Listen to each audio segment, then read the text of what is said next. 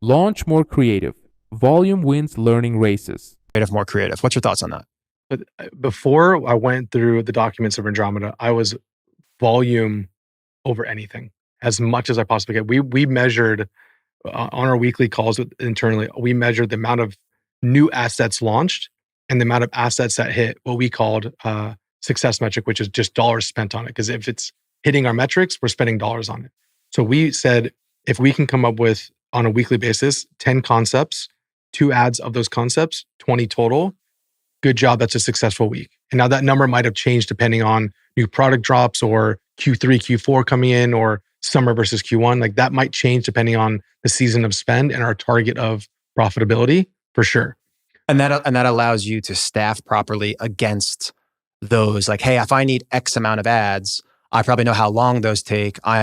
Let's just say during busy season, if that doubles, then you need to hire against it. 100%. And that comes into play of like, maybe there's some SKUs that we can't sell or something that's back ordered. So don't make assets for that one. So like the communication of should we be investing time, effort, and money into selling these products? If we're not going to have them, we shouldn't. So so generally speaking, I think more is better than less, because if you don't have anything working, you're going to need more anyways. And as soon as something starts to work, all it's going to do is inform what more you need to make.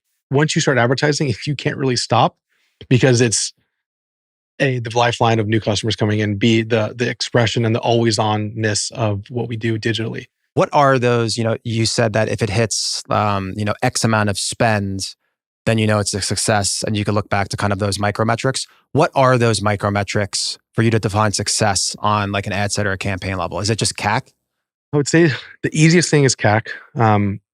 Cost to acquire a customer for everyone listening.